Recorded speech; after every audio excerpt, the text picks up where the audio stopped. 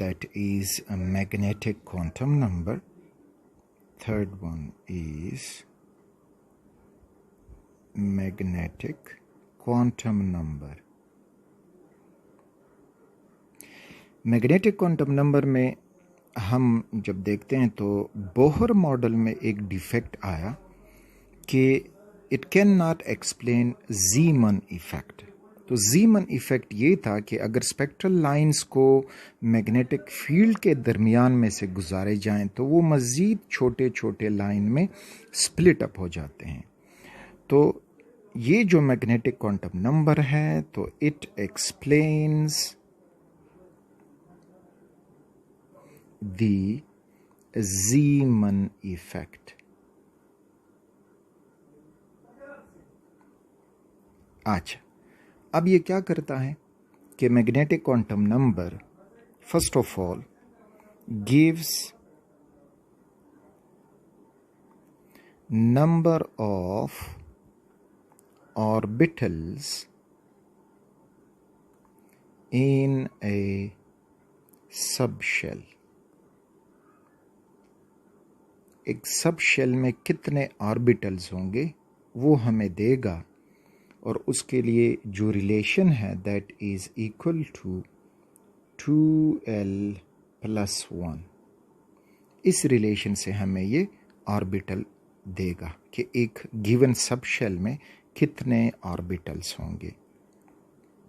For example, अगर हम S सब शेल का लें, एस सब शेल, तो एस सब शेल इसके लिए जो एल की वैल्यू है वो 0, ये याद रखनी होगी, ठीक। तो अब अगर हम इस यहाँ पे वैल्यूज़ लगा दें तो 2 × 0 + 1, तो 2 0 + 1 = 1 मीन्स कि ए सब शेल में, एस सब शेल में 1 ऑर्बिटल मौजूद है और ऑर्बिटल वो आखिरी जगह होती है जिसमें हमें इलेक्ट्रॉन मिलेगा। पी सब शेल में देखते हैं तो पी सब शेल के लिए जो अज़ीमुथल क्वांटम नंबर की वैल्यू है दैट इज 1, वो वैल्यू अब इधर लगा दें। 2 × 1 + 1 will give you 3। तो p सब शेल में 3 ऑर्बिटल्स मौजूद हैं। There are 3 orbitals in p sub shell. इसी तरह d को देख लें, d सब शेल, तो वो l = 2। उसके लिए अज़ीमुथल क्वांटम नंबर की वैल्यू 2 है, तो 2 × 2 + 1 will give you 5 ऑर्बिटल्स। तो जो d सब शेल है उसमें आपको 5 ऑर्बिटल्स मिलेंगे और f सब शेल,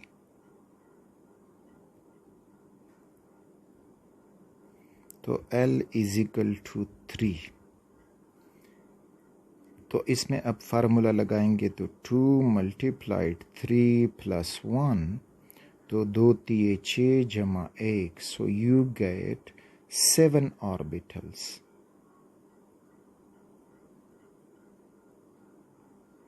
तो इस तरह से ये हमें ऑर्बिटल्स बताएगा कि एक सब शेल में कितने ऑर्बिटल्स होने चाहिए या पॉसिबल हैं।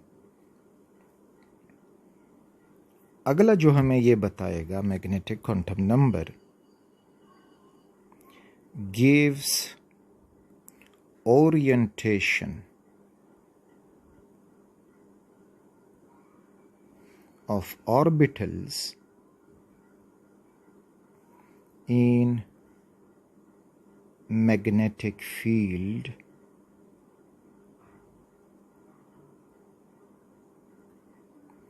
यानी जब मैग्नेटिक फील्ड अप्लाई किया जाता है तो ये ऑर्बिटल की ओरिएंटेशन हमें बताएगा।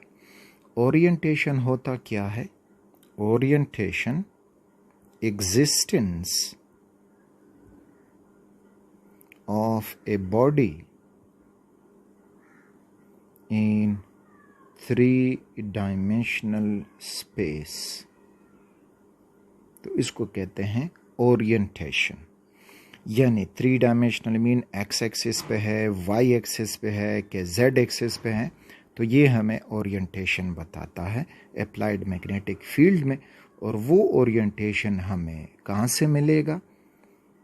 तो वो ये है कि जो m, ये जो मैग्नेटिक क्वांटम नंबर है, it is denoted by m सब l, ये इसकी डिनोशन है। और इसकी ओरिएंटेशन किसी ऑर्बिटल की वो डिपेंड करेगा अपॉन द इजीमुथल क्वांटम नंबर। तो वो ओरिएंटेशन होगी कि -l, 0 और +l। तो इससे हमें उसकी ओरिएंटेशन मिलेगी कि वो ऑर्बिटल कितने ओरिएंटेशन रखता है। या फॉर एग्ज़ाम्पल, एक एग्जाम्पल से समझेंगे तो मज़ीद क्लियर हो जाएगा आपको। अब अगर हम s ऑर्बिटल की ओरिएंटेशन देखना चाहें, दिस इज़ s, तो s के लिए जो इज़ीमुथल क्वांटम नंबर है उसकी वैल्यू है 0। तो जो उसके लिए मैग्नेटिक क्वांटम नंबर की वैल्यू हो जाएगी तो वो हो जाएगी 0। तो इसका मतलब है कि S सब शेल हैज़ नो ओरिएंटेशन, क्योंकि ये स्फेरिकल है और स्फेरिकल बॉडी को हम x, y, z एक्सिस पे डिफाइन नहीं कर सकते कि अब ये कौन से एक्सिस पे होगा। जिस तरह फुटबॉल आप हाथ में पकड़ लें तो वो फुटबॉल अब आपको स्फेरिकल दिखाई दे रहा है, तो उसको आप ये नहीं कह सकते कि अब ये एक्स एक्सिस पे है, वाई पे है कि जेड पे है। तो अपने स्फेरिकल नेचर की वजह से इसकी जो है वो 0 ओरिएंटेशन होगी। पी ऑर्बिटल को देखें, तो पी के लिए जो इज़ीमुथल क्वांटम नंबर है उसकी वैल्यू है 1। तो इसके लिए मैग्नेटिक क्वांटम नंबर की वैल्यूज़ हो जाएंगी, यहाँ से शुरू करें, -1, 0 और +1। तो मीन जो P में 3 ऑर्बिटल्स हैं तो वो 3 ओरिएंटेशन दे सकते हैं।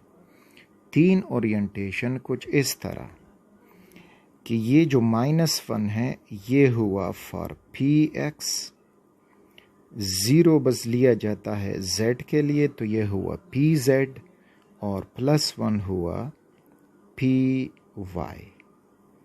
यानी ये हुआ x एक्सिस, ये हुआ z एक्सिस और ये हुआ y एक्सिस। अब जो px है तो वो x एक्सिस पे इस फॉर्म में आपको दिखाई देगा, तो ये हुआ px।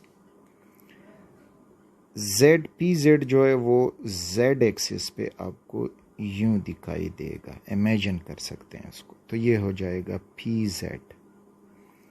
और जो y होगा तो वो y एक्सिस पे उसके दोनों डम्बल आपको यूं मिलेंगे, तो ये हुआ py।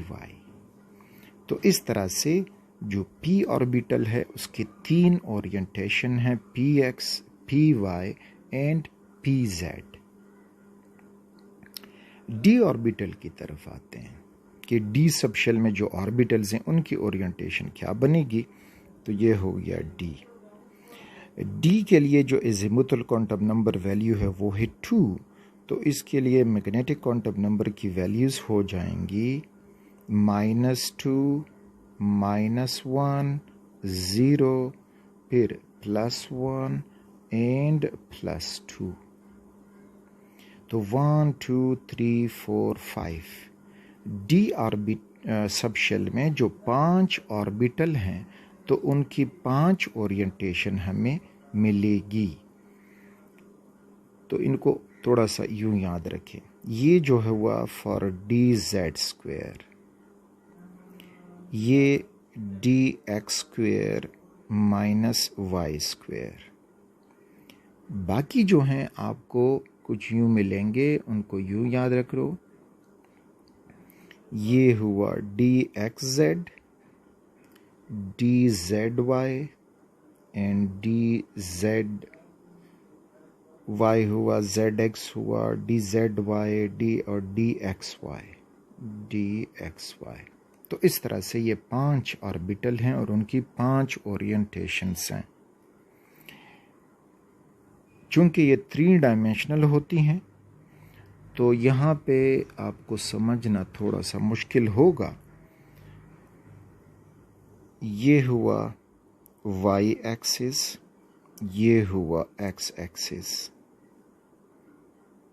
तो dx² माइनस y², एक डंबल बिल्कुल x एक्सिस पे बना हुआ हो और दूसरा जो है y एक्सिस पे आ जाए, तो ये होगा dx² माइनस y²।